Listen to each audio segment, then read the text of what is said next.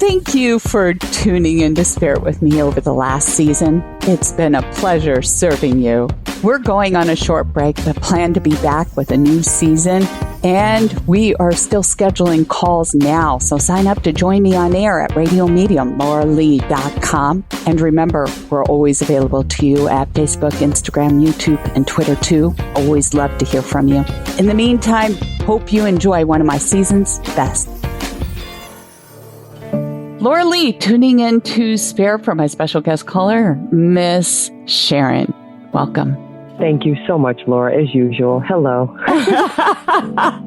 Hello, Sharon. Where are you calling from? Ohio. Sharon is so funny. I get a gentleman who's holding a phone, but, not a cell phone. It would be like a cord phone. And I feel like he's coming up on the paternal side and he's laughing as he's holding on to the phone because it's like that's how you all would communicate on a regular basis. And so it's like we're playing telephone between the three of us. It's true. And, I want to say bigger, kind of a bald guy with glasses, and he's laughing. He tells me just to call him an old fat guy, and he laughs as he says it. Do you understand what I'm saying?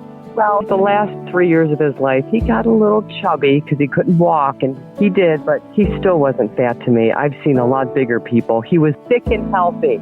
Oh, yes, but that's how he's saying it. But he had a good sense of humor, and that's what he's doing in that sense. It's just that he's always had a good sense of humor. Is that true? Yeah. And he says you would always talk by phone, so here you are, still again. But he says when he was getting ill and getting ready to transition, he saw you a lot more often. Than anybody. He did. Yeah, and he's so grateful to see his daughter's eyes.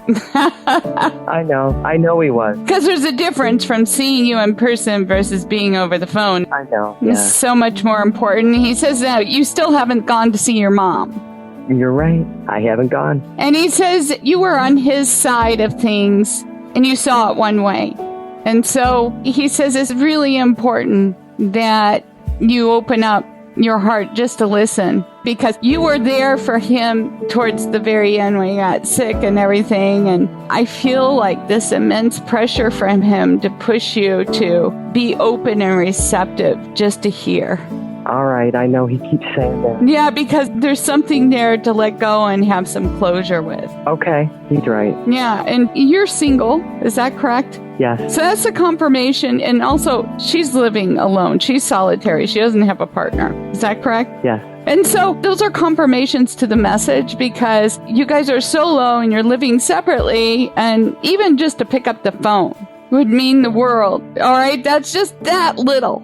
Okay. So there's got to be some past that has to let go and air out and release for you to keep moving. And, the other thing too is he says that you stepped in a new role at work. It's not a new role. It's the same department, but I do have more responsibility now. That is correct. Yes. And are you on the road more often? No. Well, let me clarify that. We were working at home all the time. Now we're going to the office twice a week. So I am driving in the office 2 times a week. Oh, so you're like hitting the road now back. Yeah. I mean, it's almost like, I almost want to say, hit the road, Jack.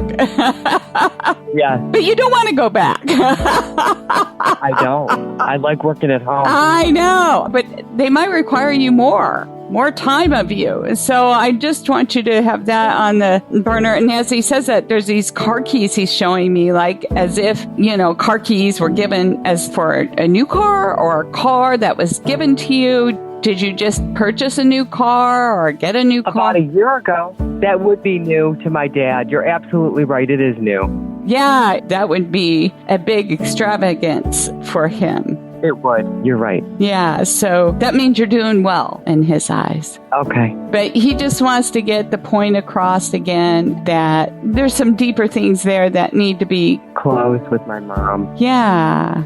You aren't the only child, right? Nope, 2 sisters. They don't talk to her either. I know. And it's sad. And he feels responsible for it to some degree. I'm going to leave it at that. Thank you, Sharon. Laura, as usual, you are so accurate. Thank you so much. And thank you, Dad. It was my pleasure.